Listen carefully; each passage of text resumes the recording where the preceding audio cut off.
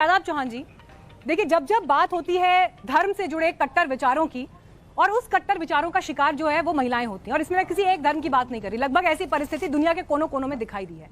बड़ा सवाल ये है कि अगर आज मुस्लिम समाज के भीतर मुस्लिम महिलाएं ही ये कह रही हैं कि उनको उनकी पसंद का हक आप दीजिए, तो क्या मुस्लिम समाज मिल बैठकर ये बात करने के लिए तैयार होगा? निश्चित मैडम, पसंद के हक की आपने बात की। भारत की बेटियां पटिशनर हैं, आज वो चाहती हैं कि वो हिजाब पहने, लेकिन आज कौन से लोग हैं जो उनको रोक रहे हैं? क्या फ्रीडम ऑफ एक्सप्रेशन नहीं है, राइट टू रिलीजन नहीं है, राइट टू चॉइस नहीं है? उनके अधिकार को कौन छीन रहे हैं? उनकी आजादी को छीनने वाले कौन लोग हैं? क्या बताइए कि जो बच्चियां ये कह रही हैं कि मैं भी, जैसे मेरे सिख भाई पगड़ी पहन के स्कूल को जाते, जैसे हमारी हिंदू बहनें तिलक लगा करके जाती, हाथ में कलावा पहन करके जाती, सिख नन डॉक्टर्स कवर कर रखती, मैं भी अपने चेहरे को या हिजाब पहन करके जाना चाहती हूं, तो उससे वो फ्रीडम को क्यों छीनना चाहते हैं? क्या संविधान में कहीं डिस्क्रिमिनेशन है? नहीं है मैडम, लेकिन कौन लोग डिस्क्रिमिनेशन कर रहे हैं? दोनों चीज क्लियर है। इस्लाम ने वाज़ेह तौर से कहा अल्लाह का हुक्म है हिजाब, लेकिन सुनिए, लेट मी कंप्लीट। ठीक है, नहीं मैं सुन ली सर, आपकी बात मैंने काफी सुन ली। मैं मुझे भी सवाल पूछना दीजिए सर, आपने अपनी पूरी बात कही। मैं ये नहीं समझ पा रही हूँ कि अल्लाह का हुक्म है आप यहाँ कह रहे हैं, या हमारे तरीकों में ऐसा होता है, इस बात का जिक्र आप कर रहे हैं, लेकिन अगर कोई नहीं मानेगा तो उसका गला काट देंगे, उसे मार देंगे, उसे मौत के घाट उतार देंगे। मुंबई में पति पत्नी के बीच का मामला है, हिजाब पति के हिसाब से नहीं पहना, पत्नी ने तो गला रेत दिया ना। सुन लीजिए, मुझे ये बताइए, आपने नहीं, आपने सिख धर्म से तुलना कर दी, आपने हिंदू धर्म से तुलना कर दी। आप मुझे ये बताइए कि आपको कितने उदाहरण पता है कि अगर टीका नहीं लगाया या जो पति ने कहा वो पत्नी ने नहीं किया, घूंघट नहीं किया तो मौत के घाट उतार दिया? कितने केसेस पता है आपको? बिल्कुल, आप लोगों को ऐसे केसेस याद पड़ते हैं? नहीं, एक बार मुझे बताइए। ठीक है सर, आपके पास बहुत दलील है। ऑडियंस, आप मुझे बताइए, हाथ खड़े करके बताइए, आपको ऐसे केसेस मालूम है जहां पर टीका लगाने के लिए फोर्स किया गया हो, कलावा बांधने के लिए फोर्स किया हो, घूंघट करने के लिए फोर्स किया है, साड़ी पहनने के लिए फोर्स किया है, जीन्स ना पहनने के लिए फोर्स किया है और उसके लिए मार दिया है? कितने केसेस हैं? ऐसे केसेस आपकी नॉलेज में? ऐसे केसेस हैं? थोड़ी आवाज बताइए मुझे जरा अपनी, ऐसे केसेस हैं?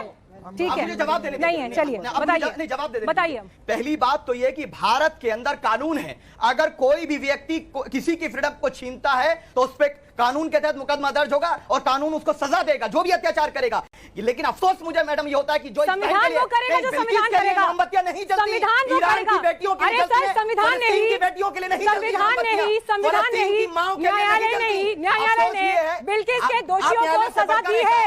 इसी देश के न्यायालय ने, ईरान की बात करें, भारत की बात कीजिए, क्योंकि हमें डर है कि भारत में भी ऐसा हो सकता है, इसलिए सर आप आंखें खोलकर समझिए परिस्थिति क्या है। मुंबई किस देश में है? मुंबई किस देश में है? भारत के अंदर मुंबई किस देश में है? कानून ने काम करेगा? मुंबई किस देश में है? अपराध होता है नहीं होता है? मुंबई किस देश में है? पहले बताइए। वैलेंटाइन डे पे क्या होता है? बजरंग दल के लोग क्या करते हैं? अरे भाई साहब, मुंबई को इस देश का हिस्सा मानते हैं? नहीं, आज चलिए आज बेसिक पे बात कीजिए। आप मुंबई को इस देश का हिस्सा मानते हैं? आप मानती हैं? मुंबई को मानते हैं आप?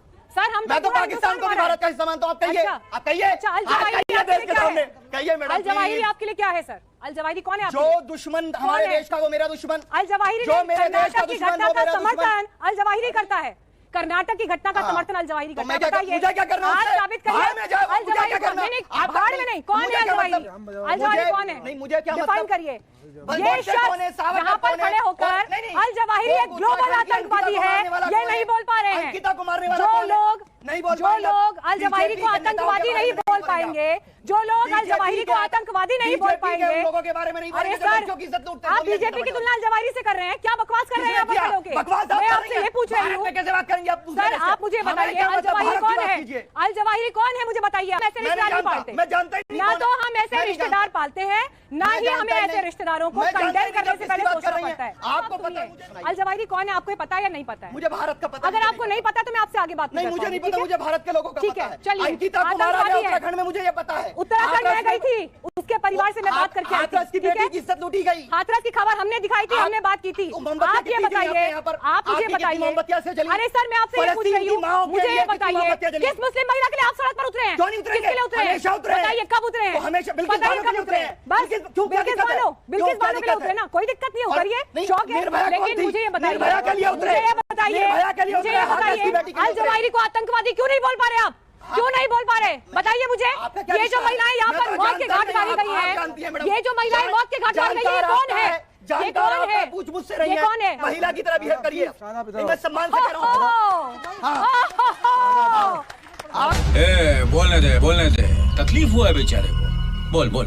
आज दूर का दूर महिला की तरह बिहेव करिए, नहीं इस तरह महिला की तरह बिहेव करिए, महिला की तरह बिहेव करिए, गजब बेइज्जती है, महिला की तरह बिहेव करिए, एक्सक्यूज मी, महिला की तरह बिहेव करिए। आज ये बात समझ में आ गई आखिरकार, मीनाक्षी जी आतंकवादी को आतंकवादी नहीं बोल पाएंगे। अगर महिला आपसे आपकी बराबर की आवाज में आकर बात करे तो आप कहेंगे महिलाओं की तरह बिहेव करिए। यही हमारी कोशिश थी कि ऐसे दोगले चरित्रों को उजागर किया जाए। ये सिर्फ 3 चेहरे थे आपके सामने, लेकिन इन 3 चेहरों के जरिए उस सोच को यहां पर उजागर करने की कोशिश हुई है जिनके लिए लड़ाई ईरान से लेकर हिंदुस्तान तक जारी है।